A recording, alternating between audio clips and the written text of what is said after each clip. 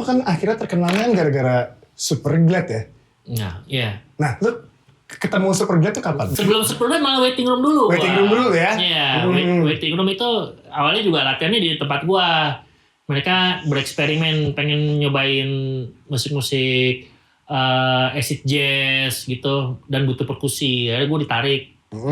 Nah, itu pertama kali gua terjun ke dunia musik yang Rekaman, label. Setelah era-era lo pertama-tama tadi itu kan, gue ngerasa Superglad tuh naik daun banget ketika lagu 1. Iya benar. Itu bisa kawin, Buluk bisa kawin.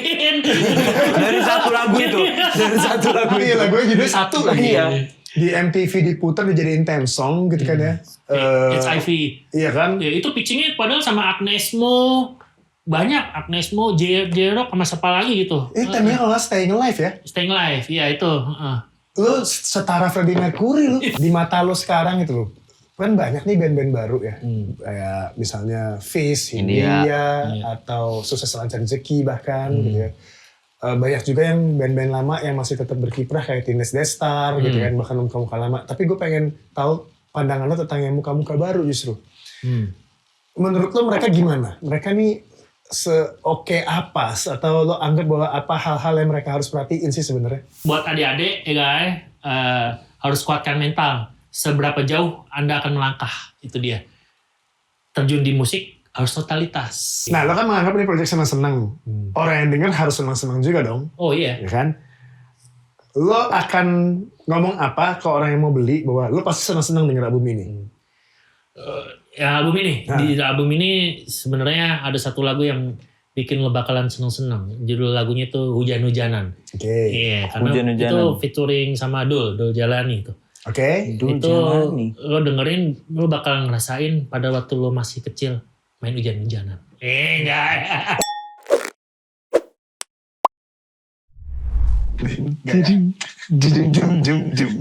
Gaya apa sih? Saya lagi latihan bass ini. Saya mau keluar dari barista, saya mau jadi basis. Ini tangan saya udah saya olesin tisu magic. Biar kebas. Saya udah belajar nih. Basin kebas ntar. Kebas nih. Mereka tahu irama bass yang ding ding ding ding. Bang Haji itu. Iya, itu nggak boleh dimainin di gitarnya Pak Haji Roma Irama. Kenapa? Nanti nggak selesai. Kok? Kan gitarnya nggak ada ujungnya.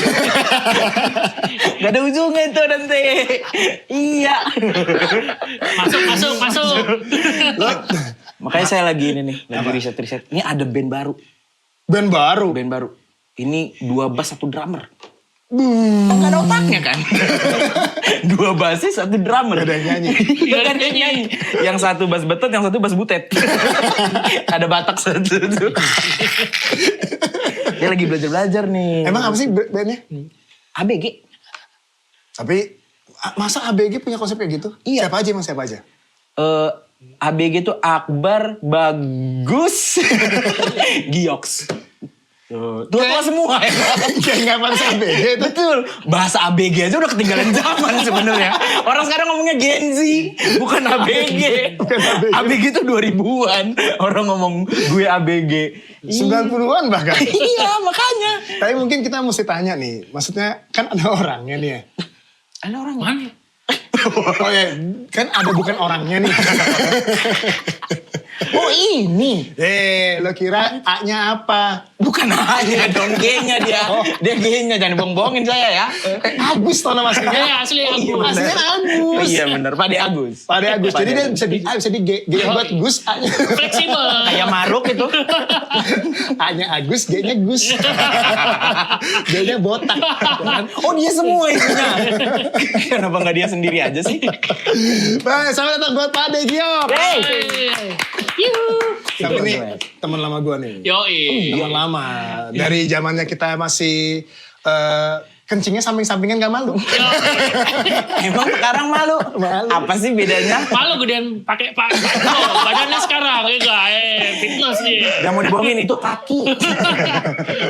Tapi Pak De cerita dong soal lo nih. Kenapa tuh? Soal yang udah jadi sahabat miras, yang sudah pernah dikontrak oleh Amer. Samir. Ya. Oh lagi sensitif tuh Amer.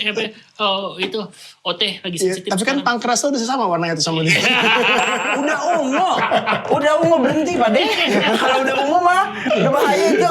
Tapi cerita dong tentang lo dong, ayo dong. Wah, cerita apa nih? Sebagai sahabat miras. Emang separah apa sih minumnya Pak De ini? Kagak parah sih. Sebenarnya Dengar-dengar apa yang udah mau lewat? oh itu justru sebelum gua Minum. Iya. Oh. Itu sebenarnya ini malah penyelamat gua. Oh gitu. Zaman-zamannya sebelum ini gua dulu masih zamannya cucau. Cucau bre. Imunisasi. Imunisasi. Badu-badu anak 90-an. Anak 90-an. Badu-badu anak Itu 90-an. emang tahu sendiri lah Pak Eko jam tahun-tahun segitu. Gak tahu gua. Tiba-tiba dibilang tahu. Nggak, tapi cerita lah karir musik lo deh. Iya. Karir musik lo. Karena lo kan apa ya? Lo pernah jadi sangat ikonik lah di zamannya MTV gitu. Tapi kan sebelum-sebelumnya nih pasti ada hal-hal yang ya kapan lo mulainya, kapan lo kemudian tiba-tiba terlibat di sebuah band, kapan lo kemudian suka musik bahkan gitu. Dari suka musik deh. Dari musik dari awal banget nih ya. Gue kenal musik itu dari kecil sih sebenarnya, dari lingkungan, dari orang tua, dari om. Dari main musik pertama itu drum. SD. drum. Iya. Karena dulu SD udah main drum. SD, iya. Oh, you orang have. Iya. Om gue itu dulu. Orangnya betul. Aku punya double pedal. Ini gengsi sekali. Orang ada, orang Dari SD main drum. SD, iya. Itu ya bawain klasik rock sama Beatles, Led Zeppelin. Kenapa Sama anak om SD? gua, sama om gua dulu. Doyan drum om? Karena dulu doyan gebuk-gebuk gua, enggak ya. Oh, anarkis. Iya. Tidak semua yang mukul-mukul anarkis. Oh iya sih, benar. Iya, dan di rumah tuh ada drum Isuzu. Gue inget banget tuh drumnya Isuzu. Udah Isuzu Pak. Hah? Udah Isuzu. Itu kan yang akhirnya jadi mobil Panther. Itu legend tuh banyak banget tuh mobil. Beneran. SD lo main drum? Iya main drum karena kan gue tiap seminggu sekali tuh ada kumpul keluarga dan emang ngejam gitu biasanya Plus, Pambers gitu. Terus ya gue nggak ada main drum kan, gue main drum. Oh gitu. Tapi lo main drumnya itu les atau gimana akhirnya setelah itu? Otodidak. Pertama-tama gue otodidak. Otodidak. Terus gue SMP gue les di Farabi, ternyata stres. Karena baca not bingung. Biasanya cuma baca situasi. Oh lu sama di Farabi? Tempat di Farabi dulu. Farabi. Tetap orang have you. Bisa les di Farabi orang have you. Kalau sekarang Yamaha kali ya. Tetap Farabi sih kayaknya deh. Oh iya. Masih ada Farabi ya? Masih kali ya? Masih. Ya masih ada. Salah satu tempat les musik yang bergengsi lah zaman dulu itu mah. Iya. Tapi kemudian kenapa lo jadinya main bass? Faktor umur. Hah? Ya, gue tuh main drum itu SMP sampai kuliah tuh gue masih main drum. Ingat masih bawain macam-macam deh. Ada dari klasik rock, terus dari thrash metal, Sepultura, Metallica. Lalu kencang-kencang semua lah dia. Iya kencang-kencang. Nah, waktu-waktu pada zaman-zaman itu juga gue main drum bisa kuat itu kenapa? Karena di stimulan. Nah, Disemangati maksudnya. Diberi support gitu maksudnya. Susah nyampuinnya. Oke, jadi kemudian lo akhirnya main bass justru karena kemudian gak capek? gue stres karena nggak bisa double pedal sih sebenarnya. Oh bego. Bukan begitu. Nggak harus orang mah sebenarnya. Jadi kalau pedalnya dia kalian pakai mulut. Nggak profesional. Ada band yang mau nge-hire gitu. Saya minta mic ya. Jatuhnya beatbox itu teman-teman semuanya. Jadi kapan lo main bass? Gue main bass itu gue tahun 2000 berapa ya? 99 sih awal mula enggak ya. 99. 99. Itu awal. Oh, Ceylon Seven mau terbit album pertama tuh. Oh iya. Ceylon Seven, iya. Nah transisinya apa Om? Kok? Gue kenapa gue ke bass? Karena drum itu kawin sama bass. Gue selama main drum itu yang kawin sama gue tuh si bass itu kan. Wah jadi rhythm section ya. Iya, rhythm section. Gue jadi pengen nyoba gitu, enggak ya. Gue di samping gue main drum juga gue bisa juga main gitar sama keyboard segala macam gitu ya nggak ya. Terus gue pilih bass karena senarnya dikit paling gampang. Tetap males. Alasannya tetap males. Gak bisa double pedal. Senarnya dikit. Tetap males. Kan bass ada yang 6 string tuh ya. Ada yang Apaan? Bukan bass itu. Ngotot sama kemalesannya. bukan bass ini mah. Harus 4. Harus gue ini basis. BASS. Kan nggak bisa orang BASSS jadi bass. Coba dong digenjreng coba. Jadinya bass oke. Bass. Tapi terus mulai ngeband itu awalnya kapan sih sebenarnya? Gua band dari SD, SMP SMA gua ngeband, cuman festivalan kagak serius gitu. Kalau yang nyari itu nyari duit juga sih, gua sempat di Top 40 juga megang perkusi malah gua. Oh gitu. Terus di itu lo main-main di kafe-kafe gitu? Kafe-kafe dulu di Bali. Sekarang ya ada gitaris gua tuh sekarang jadi gitaris handal enggak ya? Si Indra enggak ya? Indra 5? Bukan, Indra pas Mbe ada itu gitarisnya banyak dia. Dia nasionalin Tulus sekarang banyak. Oke. Kahitna segala macam. Jangan-jangan Indra yang sama lagi jangan. Apa? Tapi kan bukan seangkatan kita deh kalau nggak salah. Enggak, dia lebih muda. Iya. Iya dong, Indra yang dulu yang band Dream Band kan? Iya kali ya. Enggak, gue manggilnya Indra. Saya cuma tahu Indra penciuman. Tapi gue penasaran nih, gue cek dulu bener gak sih Indra itu. Soalnya gue pernah manajerin band 5. Nama bandnya 5. Nah bandnya 5. Nah kebetulan dia juga jadi adisionalnya si oh jangan dia Indra Prasetyo bukan? Iya benar. Indra Prasetyo kan anak timur Alfarandi kan. Nah dulu latihannya di studio gua tuh. Iya betul berarti kita di orang yang sama nih. Iya si Indra iya. Yang kemarin dibahas sama Yandi. Yang mana? Yandi drummer di sana. Iya. Indra itu. Iya emang dulu emang rapi dia mainnya. Mainnya rapi betul emang jago dan kursusan banget les banget. Betul. Kaitannya sama dia jadinya apa? Ya kaitannya. Nggak pernah jadi top 40-an band baru ya. Gitu. Iya gara-gara juga bandnya dia latihan di tempat gua. Dulu kan ada studio gua Doors Studio. Itu dia latihan di situ. Ya enggak, terus dia butuh perkusi. Ya udah, akhirnya gua main perkusi di situ. Oke. Begitu. Nah, ngebentuk band tapi akhirnya kan lu kan akhirnya terkenalnya kan gara-gara Superglad ya. Nah, iya. Nah, lu ketemu Superglad tuh kapan? Nggak terkenal juga sih. Terkenal Ya itu. kalau sekarang sih iya sih. Jadi agak susah risetnya.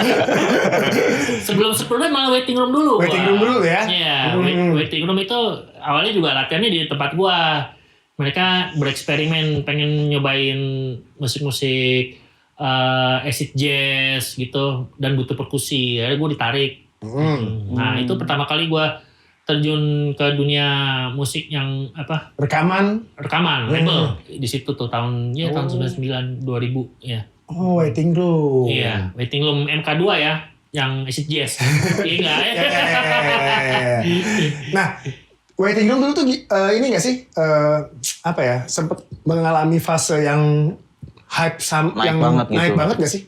Naik banget itu zamannya sebelum gue malah tuh. Iya, gue masih jadi. Oh, lo bawa sial ya? Dilabelin begitu. Kan di Superglad nggak bawa sial ternyata. Dulu masih zamannya Skakor ya. Zamannya Skakor tuh lagi hype tuh. Oh iya. Nah itu gue masih jadi grupisnya mereka itu. Ya nggak nongkrong bareng. Ya udah latihannya masih di studionya Buluk tuh. Ya nggak di B-Sound kan. Oh, baru abis itu lo ke Superglad. Nah itu lucu juga cerita ya, sebenarnya waiting room itu kan banyak di kepalanya, ada 7 orang. Nah terus ada yang udah kerja dan setiap di Jumat itu kita latihan. Nah yang kerja ini kebanyakan nggak datang nih. Nah, terus Untuk latihan. Terus yang ada di studio itu gue kebetulan ke studio gue, Buluk, Akbar Dadi yang sering di situ. Pada nggak datang nih, kita nge-jam aja yuk gitu. Jadi sebenarnya pada saat lagi nunggu karena nggak ada latihan, lu jadinya nge-jam. Akhirnya jadilah Super Glad. Iya. Oh gitu. Iya, Lukman Akbar Dadi, Super Glad. Oh, Iya. oh ini tuh band nganggur ternyata. Awalnya tuh orang-orang nganggur bikin band. Nganggur kreatif. Tuh guys, perbanyak nganggur. Mana tahu jadi Super Glad. Iya, di Waiting Room juga ada dua kubu jadinya. Si Eka bikin berandal jadinya. Oke. Kepecah tuh pokoknya intinya ya. Ada yang jadi Super Glad, ada yang jadi Brandas. Waiting Room tetap jalan. Waiting Room sekarang udah jadi bapak-bapak semua. Ada yang di Amrik lah, bekerja semua. Oh gitu. Nah Super Glad itu akhirnya begitu kemudian nge-jam, memutuskan bahwa ya udahlah kita terusin aja dulu, jadi band aja Iya, lah. Ya. tadinya malah bukan Super Glad namanya, The Glad Superstar. Oh gitu, itu nama pertamanya. Iya. Agak congkak. Enggak congkak, jelek. Ini ribet banget namanya. Terus, akhirnya pakai The Super Glad pertama kali, sebelum Super Glad namanya masih pakai The. Kok dulu zamannya pakai The band. Oh iya. Iya zaman dulu pakai Pakai dua. 219. Pakai The. Nah, Yang solois juga ada. Apa? Desi Ranasari. langsung aja. Itu pakai The. Iya sih. Dewi Persik. Masuk. Tapi kita kelihatan makin tolol. Super Glad ya. Nah, latihan, terus kemudian memutuskan bahwa kita bikin album yuk, bikin lagu yuk. Kita gitu. sebenarnya nggak memutuskan itu sih. Kita latihan kebetulan studio gua. Kita latihan, kita nge-jam, kita ada lagu langsung direkam itu, iya kan? Sengasal itu aja. Sengasal itu aja. Rekam itu jadi demo, kita rapiin lagi. Kebetulan studio gua ya, senak udel gua kan bikin lagunya kan. Tapi kesannya tanpa niatan, tapi kan nggak mungkin lah. Misalnya gini, nge-jam nih, lo berniat untuk ngebenerin dan ngerapihin aja, menurut gue udah niat itu. Iya sih, emang anak-anak tuh visinya ngamen di gigs ya nggak? Kita mesti punya materi nih biar bisa manggung di gini gitu ya nggak? Nah udah akhirnya kita bikin lagu deh tuh di situ. Nah terus kan masih keder mau dirilis di mana ya nggak? Akhirnya kita kontak Koseng ya nggak? Skills Record old school tuh. Nah dari situ tuh akhirnya EP pertama Super Glad tuh, The Super Glad keluar itu. Berapa lagu itu? Itu EP 5 apa 6 lagu gitu kalau nggak salah. 5-6 lagu ya? Kaset. Nah terus jalannya gimana tuh? Nggak lama dari itu, tiba-tiba ada teman Benny, dia di BMG. Oke. Langsung bilang, itu kebetulan itu masih pisah tuh Sony BMG ya? Iya, masih BMG. BMG itu, ya Benyo itu dulu manajer Waiting Room, teman-teman kita juga sih, tongkrongan. Langsung minta, cut yang EP, lo masuk ke BMG, bikin materi lagi. BMG itu singkatan bikin materi lagi. Iya, masuk. Oh iya. Masuk. Saya tanya BMKG. BMKG. Kalau dicek lagi jadi MDG. Saya nggak ikut deh yang itu. Jangan disensor ya, nanti dipotong aja biar emosian. Masuk BMG di album yang Laki-laki. iya. Oke. Itu album pertama di major label Super Glad. Berapa lagu itu? Lupa gue, ya browsing aja. Itu hitsnya apa sih? Hitsnya tuh lagu pertama itu ada Tidurlah, terus Laki-laki, Kisah Lama, banyak untuk sementara. Nah waktu itu kan pasti kan diproduksi video klip ya kalau kita jagoin jadi singles ya. Iya, itu ada klip semuanya tuh. Semuanya ada klip. Iya, nggak semuanya sih. Itu dia Tidurlah, Laki-laki, Kisah Lama, untuk sementara. Itu ada klipnya di album itu. Wow, kalau bisa dibikinin 4 klip sih kayaknya udah cukup sukses itu. Alhamdulillah sih, nggak dibikinin tour juga, ya kan? Oh iya? Tour Sumatera, gitu dari ujung ke ujung, Jawa Bali. Oke, gue penasaran nih. Tour pertama gimana rasanya buat lo? Rasanya pertama buat sih, Super Glad. iya pertama sih, wow fun, wow buta. sampai kota ke-3 ke-4 udah mulai loyo. Itu karena nggak berhenti itu. Berapa kota itu emangnya? Dari ujungnya tuh dari ujung Lampung sampai ke bawah tuh. Dari Aceh. Enggak, bukan Aceh. Kalau Aceh beda lagi, Aceh Sabang tuh beda lagi. Medan. Iya, dari Medan. Ya Medan Maju-Jua, Brastagi sampai ke bawah ada tuh. Berapa kota sih? Wah, banyak deh pokoknya. Belum radionya. Iya kan? Oh iya, setiap setiap kota tuh misalnya bisa 4-5 radio dulu tuh ya dikunjungin ya. Sebenarnya yang capek itu radionya. Karena yang kita lewatin kalau ada radio kita mampir dulu. Iya, buat promo kan, buat promo turnya, promo albumnya ya. Jadi bentuk promonya gitu dulu ya. Iya, jadi bis itu buat tidur doang, hotel buat ganti baju mandi doang. Oh iya, tidur di panggung. Ini ada jamu.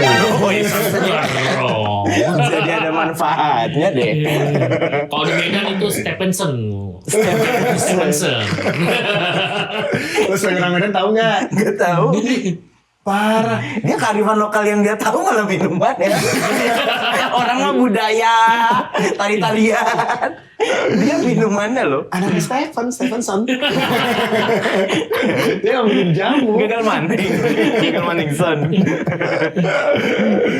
Tur pertama 3 kota ketiga dan kota keempat tuh udah ngerasa capek, tapi itu kan tetap harus jalanin terus kan ya. Jalanin, tapi nggak capek sih, capeknya ya pas lagi di bis aja mungkin akhirnya gue bisa tidur di bis enggak. Iya. Bentar nih, mampir dulu nih ada radio, melek lagi, cet. Belagak clear dulu lagi, enggak sisir muka dulu. Tapi lo masih ingat gak sih pengalaman pertama tur lu tuh yang sebenarnya yang paling apa ya?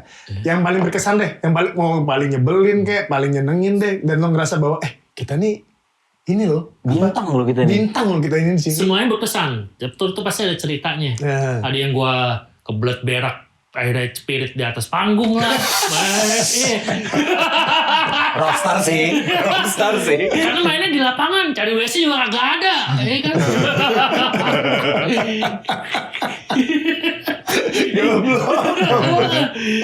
Ada yang manggung itu di Sanggau Sintang itu, waduh itu sama teman-teman suku Dayak nongkrong, ya kan?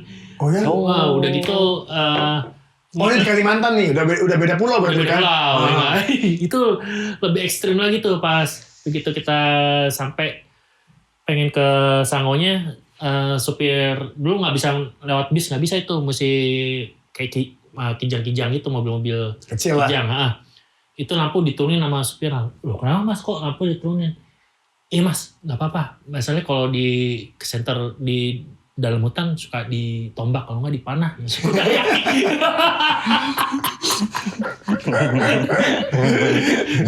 Tombak.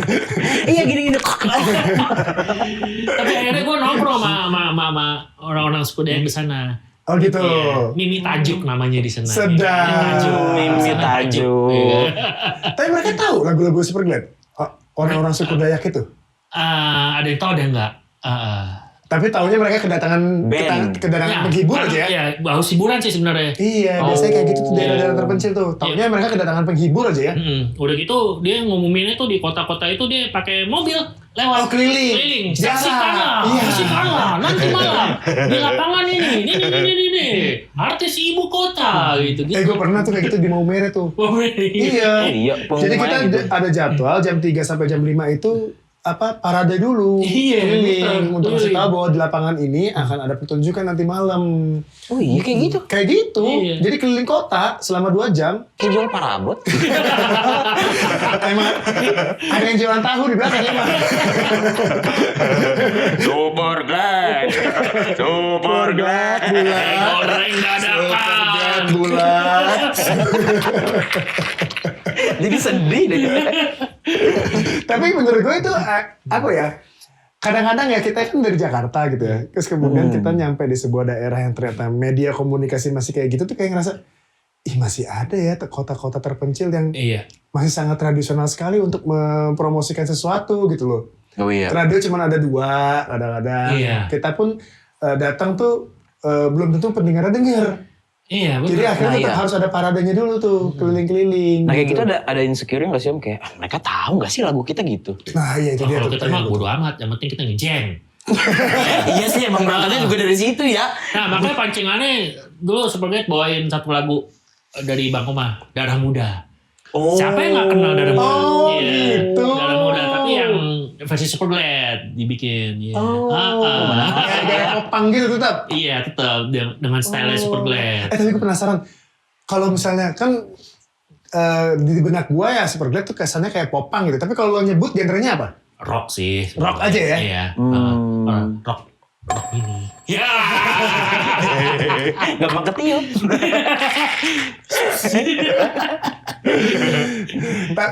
Gue sih sebenarnya salah satu hal yang gue soroti adalah ketika setelah era-era lo pertama-tama tadi itu kan, gue ngerasa Superglad tuh naik daun banget ketika lagu 1. Iya benar. Itu bisa kawin, Buluk bisa kawin. Dari satu lagu itu. Dari satu lagu itu. Iya lagunya jadi 1 lagi. Iya. Di MTV diputar dijadiin theme song gitu kan ya. HIV. Iya kan? Ya itu pitchingnya padahal sama Agnes Mo. Banyak Agnes Mo, J-Rock sama siapa lagi gitu. Temanya kalau nggak Staying Alive ya. Staying Alive, ya itu. Lu setara Freddie Mercury lu. Mencuri lo kita. Iconic momennya Queen itu kan pada saat Staying Alive yang konser itu kan. Iya. Gitu kan. Yang Jadi, akhirnya dijadiin film. maksudnya ketika kemudian Superglad lagu 1 itu jadi soundtracknya Staying Alive tuh menurut gue kayak tapi emang liriknya oke sih, pas banget sih. Itu video klip pakai kaca ya? Bisa pada ngaca ya. Itu Buluk tuh bikin lirik. Nah kebetulan juga itu studio gue dulu, Doors Studio itu kan karena gue mantan junkie juga. Itu sebagai tempat nongkrong para mantan pemakai, ya kan? Oh gitu. Mantan pemakai dan teman-teman yang pengen berhenti, enggak ya? Dari itu. Nah banyak teman-teman kita yang meninggal gara-gara HIV. Gara-gara jarum suntik sih, bukan gara-gara Big Bass. Banyak kan HIV itu menyebar dari jarum suntik. Tapi gue suka banget emang liriknya. Iya. Maksudnya beranikan diri untuk tetap hidup tuh kayak di refnya tuh kayak oke emang liriknya nih. Jadi gue ngebayangin emang kayak penyemangat buat orang-orang yang menderita HIV. Betul. Lo harus tetap berani ngejalanin hidup gitu. Walaupun itu semua kesalahan kita kan gitu ya. Kan ada kata-kata gitunya ya. Betul. Itu sama sekarang kita harus berani menjalani hidup walaupun saat ini bukan kesalahan kita. Harus hidup. Antik-antik Superglad. Tapi lagu itu emang kayaknya untuk teman-teman yang terkena HIV, it's different Pak Eko. Soalnya saya kan ngeliatin ininya ya, video klipnya ya. Sampai hari ini tuh masih ada suka komen-komen, saya pengidap HIV jadi semangat. penyintas gitu-gitu. Karena gue ngerasain, gue ada di dunia itu pada waktu itu. Teman-teman yang pernah jadi korban gitu ya. Tapi emang lagunya satukanlah kita walau hati ini lelah. Itu kayak emang kebayang semua orang yang kemudian sedang mengalami itu tuh pasti kayak capek, desperate gitu ya. Tapi emang harus ini resiko lo dari semua perbuatan lo gitu loh. Betul. Tetap harus hidup lo gitu. Itu Buluk yang bikin lirik. Buluk dilihat dari skillnya dia, ya kan? Kan dia nongkrong di Doors segala macam. Buluk tuh pernah sepintar itu dan pernah sebodoh itu ya. Buluk saking pintarnya makanya jadi bodoh. Genius crime. Saking pintarnya nggak bodoh-bodohin orang. Iya, saking pintarnya jadi begoin orang kan. Orang pintarnya jadi kebodohan sama dia jadi kena deh. Jadi ngomongin orang. Tapi lagu itu dapat kampanye dulu baru dibuat lagunya atau lagunya emang udah ada? Enggak, lagu belum ada malah. Tiba-tiba datang Buluk nih nggak? Nih ada tawaran nih dari MTV nggak suruh bikin lagu theme song HIV gini. Cut yaudah. Gimana? Kebetulan pas lagi nongkrong tuh anak-anak lagi nongkrong di studio lagi dengerin Def Leppard. Tahu gue lagunya yang mana ya? Oh ya udah 3 grab aja kayak gini. Jreng 3 grab doang itu lagu. 3 chord. Oh iya. Iya. Oh menarik. Orang HIV juga ngapalinnya enak. Kuchiha, IV. Masih ngerti gitar enggak? Itu dulu deh. Ya emang apa kuncinya? CAB. CAB nggak ada A-nya depannya kan. Jadi acap dong. Ini bapak-bapak politik dulu. Bahaya nih karir gue, Bre. Salah undangan. Salah undang nih. Oposisi dia. Tapi gue memperhatikan juga bahwa studio yang lo punya itu kan jadinya kayak jadi kayak tempat persinggahan awal banyak sekali musisi-musisi indie pada saat itu untuk berkarya gitu loh. Iya, itu Berandal album pertama di situ, Seringai. Iya tuh, legend-legend semua tuh di situ tuh. Iya, Step Forward pernah juga di situ juga. Iya, tapi lo pertama kali bikin studio itu kepikiran gak bahwa emang itu akan jadi wadah anak-anak indie? Enggak, gue sebenarnya bikin studio itu buat tempat nongkrong doang sih. Iya, tempat nongkrong.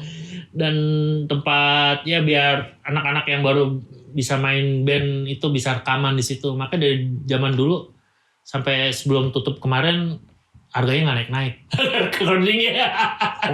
Iya. Emang bener-bener. Ya berarti lo sebenarnya tetap bercita-cita buat ngangkat musisi-musisi baru dong. Oh iya. Jadi wadah lah ya. Ya iyalah harus lah karena abis kita mesti turunin kemana lagi, nggak ada lagi, ingat mesti diturunin. Waktu itu band yang pertama kali yang kemudian jadi lumayan famous rekaman di DOS siapa? The Brandals. Oh. Iya, karena emang teman-teman juga satu tongkrongan. Iya. The Brandals Seringai. Oh anjir gede-gede bandnya jadinya ya kemudian ya. Beruntung banget ya. Siapanya nih? Orang-orang yang nongkrong di sini. Itu ada yang namanya Jumat Agung. Apa tuh? Jumat Agung itu ritual anak-anak, ya kan. Jadi tiap Jumat tuh anak-anak yang udah kerja nih dulu yang udah mapan, udah have, ya kan. Kan bisa nongkrongnya tiap itu Jumat besoknya libur. Nah mereka nongkrong ke studio termasuk anak-anak Seringai, Brandas dan lain-lain lah, ya. Kita curhat sambil mimi jamu, ya. Yang mempersatukan tetap ya. Sambil mimi jamu, nah kita nge-jam di situ. Nah itu mungkin mereka terbentuk band dari situ juga mungkin. Enggak. Gara-gara ngejam-ngejam juga ya. Iya sih. Seringai. Tapi lo sedih gak? Doors tutup. Sedih.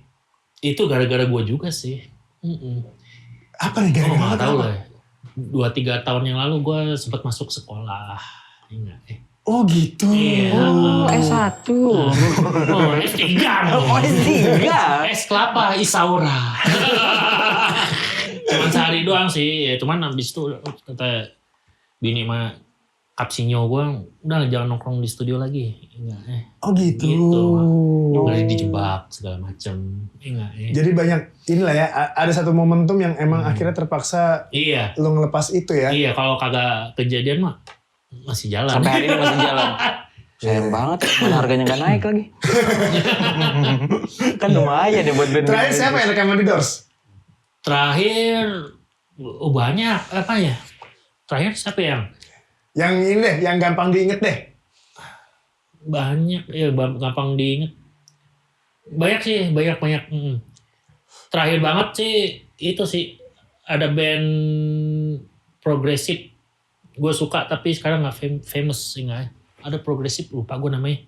Ya intinya tetap anak-anak indie yang kemudian berusaha ini ya, yang berusaha merilis karya ya. Nah menurut lu sekarang tuh bikin merilis karya tuh lebih mudah kah? Lebih mudah karena bisa dikerjakan sekarang udah bisa di kamar sendiri pakai sound card. Nah faktor kesulitannya berarti sekarang sebagai seorang musisi apa dong? Kalau misalnya semuanya bisa dirilis karya. Ide sama karakter lagunya sih, ya kan. Karena? Ya karena itu dia sekarang semakin gue bilang bagus nih generasi sekarang tuh musik semakin kaya. Nah kita gimana cara bikin agar beda dari yang udah ada itu. Karena terlalu banyak ya. Iya. Jadi bahkan mungkin referensinya mereka sekarang anak-anak sekarang tuh lebih gampang pakai handphone juga bisa.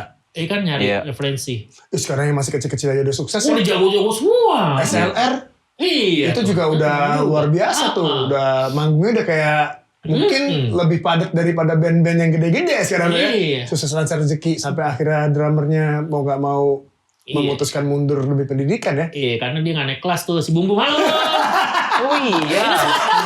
Ada satu lagu ngisi di bareng sama proyekan gue yang baru nih sama ABG. Oh ya? SLR, ABG sama SLR. Oh, kalau mau ngeband mah harus sekolah, tetap. Oh iya. Oh iya. Tapi emang dunia band itu buat anak-anak band soalnya tuh kayak ini ya, kayak dunia yang emang ini nih dunia gua nih. Jadi ya banyak sekali yang kemudian akhirnya kayak mengeliminasi hal-hal penting dalam hidup, misalnya pendidikan. Iya, sama seperti gua zaman dulu. Gua nggak mau. Kampus gua ada 4 kagak. Gak ada lulus tuh. Gak ada lulus.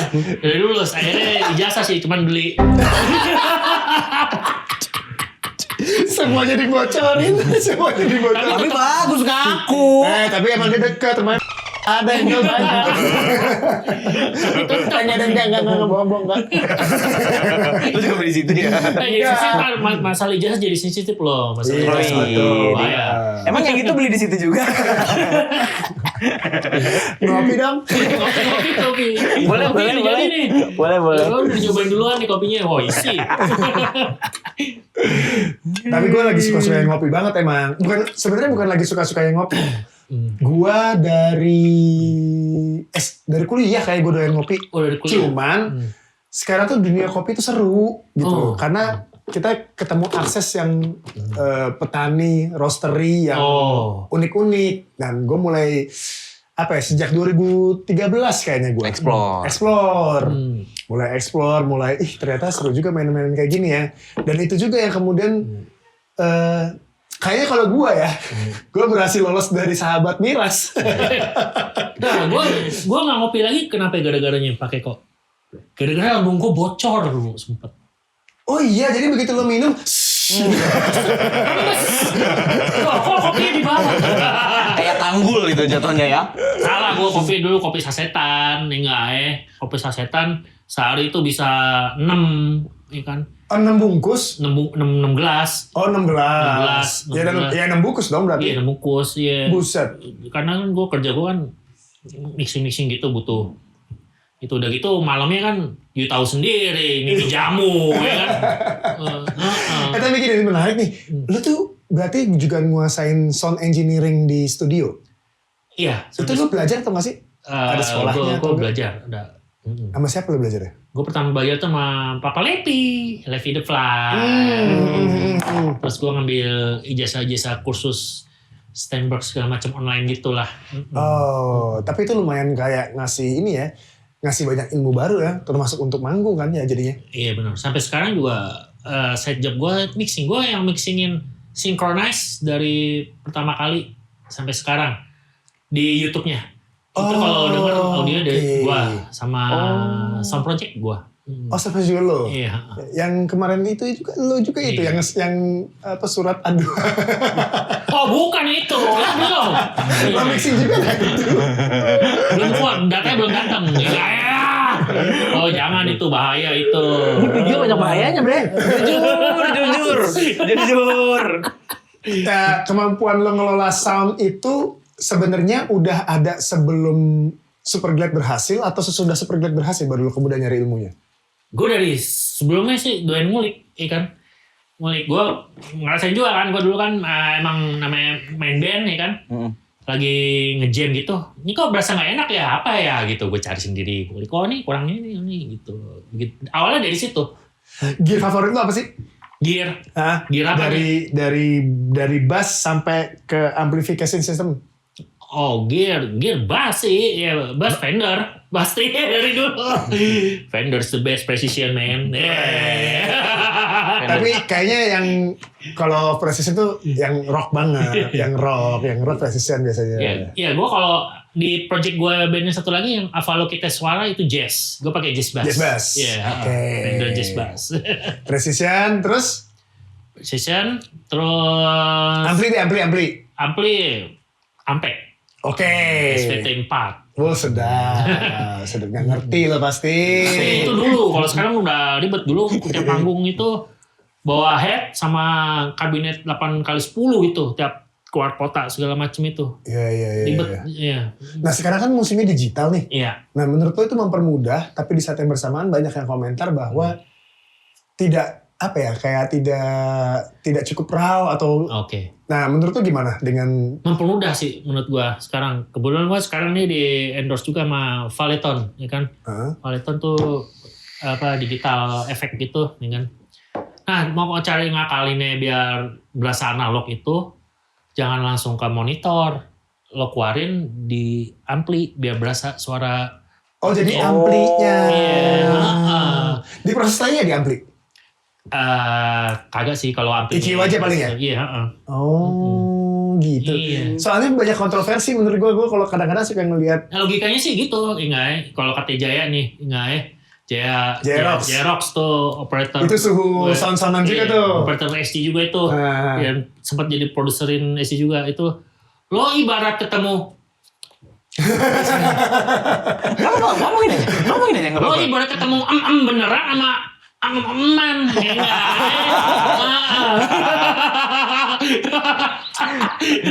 Omnya nyensor sendiri maksudnya.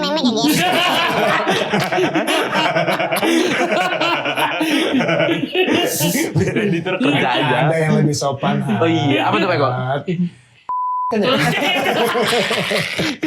Bahasa apa itu? Imutan dikit lah. Gue Itu sensor udah nih. spesifik tuh. Jadi tetap masih colok lagi. Ini kita masih ngomongin yang mana nih kita nih? Dijelasin dulu. Masih ngomongin ampli nggak ini? Ampli. Kan analoginya tetap dua-duanya dicolok. Iya betul.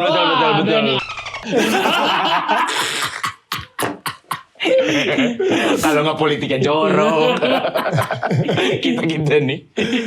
Jadi itu adalah salah satu trik lo untuk kemudian supaya ngeluarin rasa analognya ya. Iya, karena hembusan dari Anginnya, speaker kabinet itu ya. Oh, emang kerasa Om di kuping awam? Wah, kagak sih, awam kan depan dengernya FOH ya kan. Oh, tapi ini di panggungnya aja. Jadi ada bus ada di belakang gitu. Kesannya tuh muncul dari ampli juga, padahal mah enggak. Gitu. Masalah feel aja. Iya. Masalah pengen munculin euforia di panggung aja. Gitu sebenarnya. Iya, daripada kita ribet-ribet bawa head kabinet kan udah kayak zaman dulu. Iya sih. Lu kan termasuk generasi rockstar yang pernah lahir Bukan di... rockstar, pengamen. Ya, saya mah pengamen. Ya pengamen star. Yang pernah lahir di era keemasannya musik dalam bentuk fisik gitu ya. Iya. Iya. Tapi gue pengen tahu dah biar gimana pun juga ya. Di mata lo sekarang itu loh. Kan banyak nih band-band baru ya. Kayak misalnya Fish, India. Atau Sukses Lancar Rezeki bahkan gitu ya. Banyak juga yang band-band lama yang masih tetap berkiprah kayak Teenage Deathstar gitu kan, bahkan muka-muka lama. Tapi gue pengen tahu pandangan lo tentang yang muka-muka baru justru. Menurut lo mereka gimana? Mereka nih se-oke apa? Atau lo anggap bahwa apa hal-hal yang mereka harus perhatiin sih sebenarnya? Kayak sekarang nih, gue kebetulan udah punya anak cowok, ya kan, lagi demen nonton gigs juga, dia demen jebloks, tabrak lari, mosing sampai hilang kemarin di Sound Project iPhone dia tuh si Niko, baik copet, guys. Lagi mosing ke copet sih, copetnya jago ya. Jago tuh copet tuh, orang lagi mosing dicopet. Itu bagus, merupakan regenerasi sih kalau kata gue. Ya cuman buat adik-adik, ya guys, harus kuatkan mental. Seberapa jauh Anda akan melangkah, itu dia. Terjun di musik harus totalitas, ya kan? Iya. Karena musik itu lo warna yang lo bawain, misalkan contohnya punk rock nih, ada ini, wah lagi hype punk rock, tahun-tahun depan, 5 tahun lagi, 6 tahun lagi, redup, bakalan redup tuh. Nah lo masih akan terus ke situ apa enggak? Iya. Karena emang ternyata musik itu selalu muter ya. Iya. Trennya, balik lagi, itu lagi gitu. Iya. Dan kita nggak pernah tahu sebenarnya ketika lo di sukses lo di momen yang tepat mungkin gitu ya. Bisa jadi di belum tentu 5 tahun bahkan bisa jadi tahun depan udah nggak laku lagi gitu yang genre-genre itu. Dan tapi kan yang band-band lama ini kan juga kadang-kadang masih terus berusaha ya dengan apa ya, dengan idealis yang emang ingin mereka bawa gitu. Menurut lo itu konyol atau ya mau gimana lagi, emang gak ada pilihan. Misalnya lo nih, kita anggap aja Superglad masih sama, ya shout out buat teman-teman yang udah pergi dan yang kemudian udah tidak bersama Superglad lagi ya. Anggaplah masih ada gitu ya.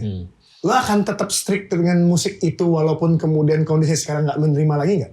Kalau gue tetap, karena itu merupakan karakter Ya? band gue. Sama kayak gue demen Karimata, ya kan? Jazz, ya kan? Karimata sampai sekarang musiknya kayak gitu. Tetap ya gitu kan? ya? Walaupun gak laku? Walaupun gak laku. Tapi pasti masih ada pendengar setianya. Band lama yang menurut lo berada di genre yang tidak cukup populer tapi tetap sampai sekarang masih tetap keras kepala untuk berada di situ, siapa sih sekarang? Sekarang yang luar apa? Yang Indonesia dong. Indonesia. Wah, gue pengen nyebut One Falls tapi udah berubah sekarang ya. Ebit GAD. Ebit GAD benar. Masih. Dia gak geser. Iya, gak ada lawan itu. Roma Irama. Iya, Betul. Iya, Roma Irama. Masih itu. Tapi kan mereka emang pernah jadi rajanya. Emang gak mungkin geser. Malah sampai sekarang mana. Iya. Nah gue sih ngerasa bahwa seiring berjalannya waktu, musik ini kan sekarang makin mudah diproduksi, makin mudah untuk dirilis. Boleh nggak gue ngambil kesimpulan kayak gini? Justru ketika semuanya semakin mudah, persistence lo atau keras kepalanya lo tuh juga gampang mudah geser. Itu bisa jadi. Cuman kembali lagi ke soul, ke nyawa dari lagu itu. Ingat. Atau nyawa si artisnya. Artisnya. Nah itu lagu bisa gampang. Gue banyak job bikin jingle segala macem. Bikin udah jadi. Cuman nggak ada nyawanya. Nyawa itu yang kita senengin, ya kan. Nah itu magis juga sih sebenarnya sih, ya kan. Lo pernah dengar nggak sih musik apa yang benar-benar bikin lo merinding gitu, ya kan? Pasti ada lah, ada satu lagu apa. Itu yang lo, ya kan? Nah, itu dia tuh yang susah dicari itu sekarang itu soul dalam satu lagu. Tapi ada nggak band yang kemudian kalau lo tonton nih, oh oke nih anak-anak ini nih, ada nggak? Oke, banyak sekarang. Siapa aja? Sekarang nih kayak Bara Suara. Oh, Iga bagus tuh. Nah, banyak. Terus ada si itu juga apa? JJ siapa sih? Ada JJ. JJ yang ini, variasi pink. Nggak tahu gue. Iya kan ada JJ baru, nggak tahu kan lo? Ada. Modelnya kayak Iwan Fals gitu deh. Oh gitu? Tipis. Aku JJ, bukan ada lagi. Oh, beda Kalau lagi itu, nih. Ini ada aku JJ baru. Oh, aku JJ. Kebunku. Lihat kebunku. Iya benar. Tapi kan bukan gitu nadanya Om. Iya pokoknya gitu lah, ya kan? Iya. Aku JJ ada. Oh Itu baru juga kan? Iya kan? Iya itu baru juga. Itu menurut gua catchy juga tuh lagunya. Ting. Iya. Oke. Oh mengapa bunga di taman hatiku hanya satu. Itu aku JJ namanya. Iya. Kamu Jojo, aku JJ, kamu lek-lek, jelek. Ngeledek, jadinya ngeledek. Tapi kan Om kalau ngelihat dari perjalanan Om mah berangkatnya ngeband dan musik tuh kan dari nongkrong, dari passionate gitu. Iya. Kan anak-anak zaman sekarang tuh milih jalannya tuh berdasarkan ini tuh ada duitnya nggak ya gitu. Wah itu jangan tuh udah salah tuh kalau ini ada duitnya udah salah. Berarti jangan, tapi kan butuh realistis Om. Realistis bakalan terbentuk sendiri. Oh gitu.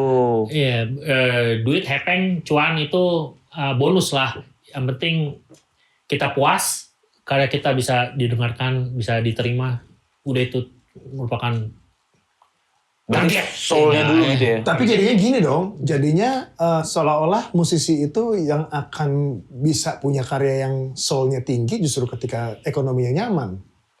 Gimana dengan yang enggak? Iya, justru yang malah enggak, malah Jauh lebih jujur? lebih dalam, lebih jauh jujur loh. Iya. Lo dengerin deh karya-karya Iwan Fals zaman dulu sama Iwan Fals zaman sekarang. Beda kan? Iya kan? Iya. Gitu. Gua sih sebenarnya agak sulit sekarang mikir kayak bahwa bisa nggak ya muncul musisi yang justru besar berdasarkan tekanan. Karena menurut gue ya, kondisi ekonominya tuh sangat berbeda sekali di sekarang gitu loh. Kayaknya kita jauh lebih berat kayaknya hidup hari demi harinya nih di hari ini gitu ya. Betul. Dan ini gue kemarin tuh nonton ini ABG senior Gilbas Bintang Emon sama Arif Blata kan ya. Ada yang menarik nih wacananya. Kan ditanyain tuh sama Bintang Emon ke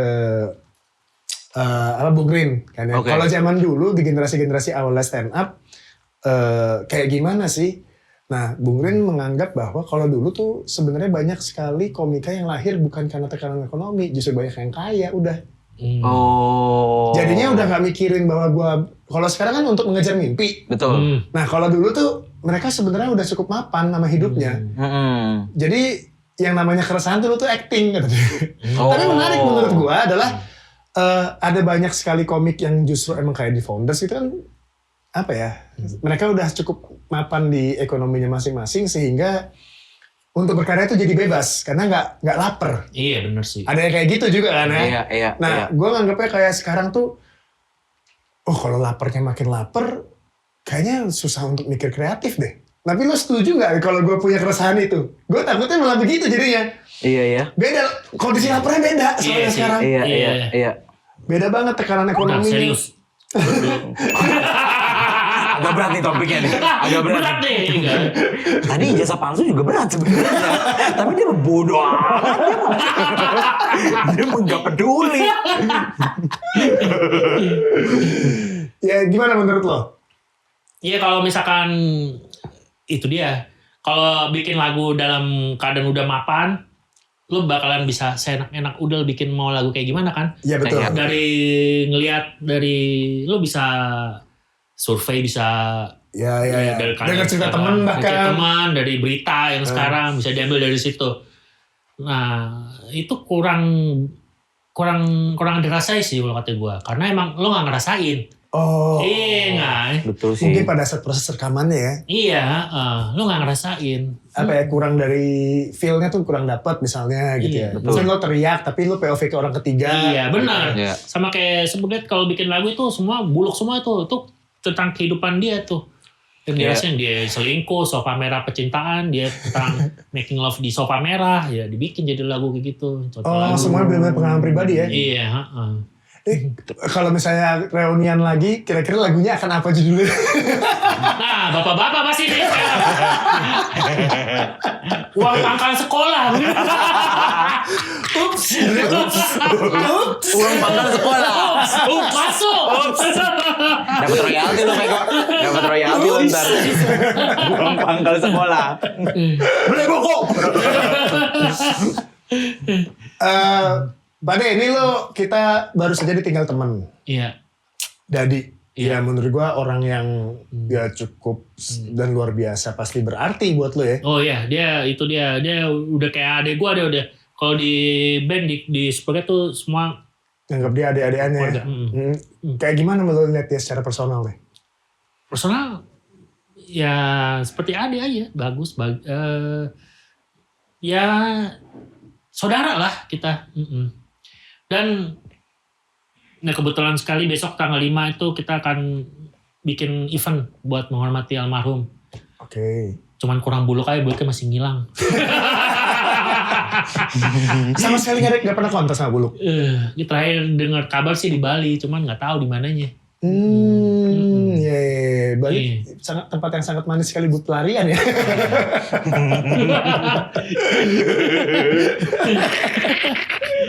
Enak sih di BAP di Bali. Lo udah punya project baru ABG. Gua nonton di podcast seminggu, lo anggap sebagai project senang-senang. Iya, senang-senang. Sesenang-senang apa sekarang setelah menjalani ABG? Senang-senang berhadiah sih. Album dan lagu berapa? Album reportnya lagi nunggu nih. Itu fisiknya ada ya? Kita fisik. Oh digitalnya malah nggak ada sama sekali? Digital ada juga, cuman kita single-single aja dulu. Oh gitu. Biar aku fisiknya balikin lagi ke zaman dulu dong. Guys. Tapi masih ada nggak sih orang punya CD player? Sekarang udah mulai lagi. Sekarang CD player, kaset player sekarang banyak. Iya kemarin kan si Meng kan Float. Kan Oh iya. podcast di sini kan dia juga bilang bahwa katanya sekarang banyak Gen Z juga kemudian mencoba mengkoleksi album fisik gitu loh. Iya. Tapi rekor angkanya berapa sih sekarang di kepala lo tuh? Karena kayak kemarin ya, gue nonton podcastnya Malaka, terus tiba-tiba keluarlah kata-kata bestseller dari Kania Cita dan Abigail ketika mereka berhasil menjual buku 30.000 eksemplar. Menurut gue kalau di zaman dulu itu belum bestseller tuh. Masih Pop Putu sama Eniero.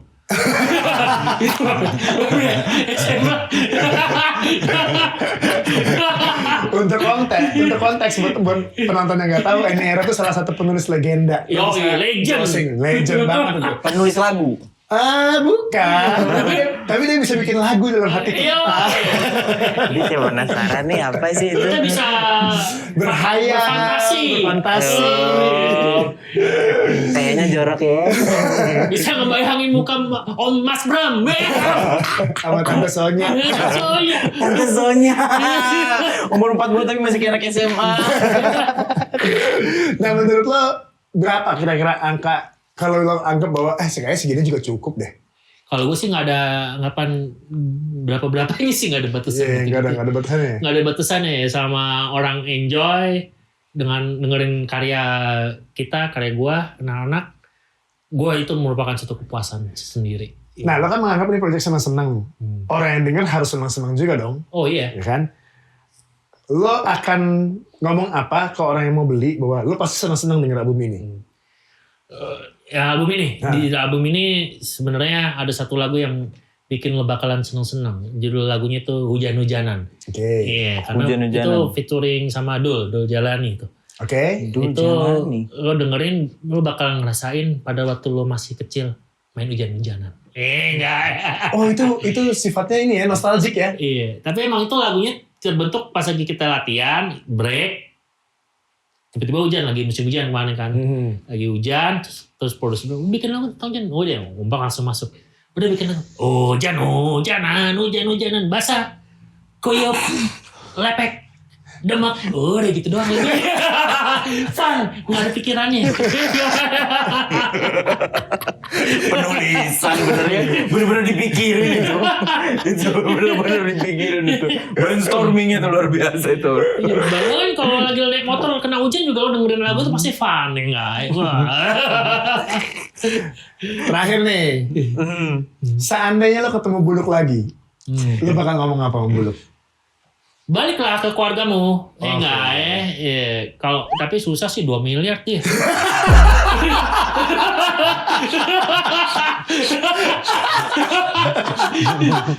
Kalau udah kelar, ya kalau udah berani nongol aja. Balik. Ke rumah lo, ya enggak ya.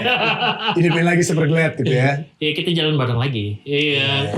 Ya biar gimana pun juga, ya pasti yang namanya satu band ya pernah merasa bahwa itu adalah rumah bersama dan rumah buat keluarga ya. Band itu sebenarnya keluarga, iya kan? Iya keluarga, betul sih. Apalagi kalau kita inget-inget zaman masa-masa kalian pernah tur barengnya, ketawanya, maboknya, badung-badungnya, pegandu jatinya. Bami Tasik dong. Yang tahu tempat apa itu komen di bawah. Sama gambar ya. Lu udah punya anak kan ya? Udah. Umur? Yang pertama cewek itu kelas 2 SMA, yang itu kelas 3 SMP. Kalau lo sekarang mesti ngomong sama anak-anak lo hal yang lo anggap penting dan anak-anak lo harus ngejalanin itu apa? Sekolah, pendidikan. Oh yang lo gagal ya? Yang kampus itu. Mereka harus berhasil ya? Karena gue gak ngerasain. Iya. Mereka kalau jadi musisi juga? Oh anak gue udah yang kecilnya yang SMP udah sering main gitar di rumah. Enggak, gitar sendiri. Oh, alat masih banyak ya? Alat-alat masih banyak? Alat masih ada sebagian di... Gue kan bikin mini recording gitu, buat ruangan mixing di rumah sendiri gitu. Oh oke. Iya. Oke, Enak banget. ini gua rasa apa ya? Banyak sekali kisah-kisah masa lalu baik yang buruk, Jangan itu yang buruk ya. ya yang buruk, yang jelek, yang kurang bagus. Nggak ada bagusnya itu. Nggak ada oke-oke. Sabar, kan ada di B, di A, B, B-nya bagus. Tapi biar gimana pun juga ternyata gitu loh. Gue sukanya dari orang ini ya, nothing tulus dia nih. Betul. Tetap mau, Oh itu dong. tetap mau jalan terus aja. Gajah dong, tulus. Tetap mau jalan terus aja, tetap mau ngejalanin apa yang dianggap di depan matanya bisa dijalanin. Oh iya dong, harus itu. Harus gitu ya. Harus sama kayak NK Brewer lah. Enggak. Dewa menjelaskan. Ya, tapi gue rasa itu memang mental yang diperlukan buat Seorang musisi. teman-teman yang kemudian mau berkarya di dunia seni ya. Iya, kagak di seni aja sih, di semua bidang yang lo demen, yang lo bener mau harakiri, mau total-totalan lo harus gitu, iya kan? Jalan aja yang di depan mata lo. Jalan, sikat, Lo hajar, pasti bakal jatuh. Tapi bangun bangkit lagi. Keren. Dan lebih kuat. Siap, Iya. Thank you Pak De ya buat Thank you, kedatangannya. Mas Eko. Thank you. Silakan ditutup. Dia biasanya punya penutup yang sangat apik. Dia tuh terkenal Monggo. sekali dengan kalimat-kalimat bijak yang sangat bisa menggugah perasaan orang. Aduh terunyuh nih, belum ya? Dari cerita Pak De Giok tadi kita sadar bahwa ternyata hidup ini nggak apa-apa untuk let it flow aja gitu. Ikuti apa kata hati, ikuti apa kata soul kita. Tapi satu yang kita ingat, jangan lupa Mimi. Karena Mimi bikin kita tinggi. Balik lagi di NDD, ngomong di depan karena yang ngomong di belakang cuma tukang beca. Apa?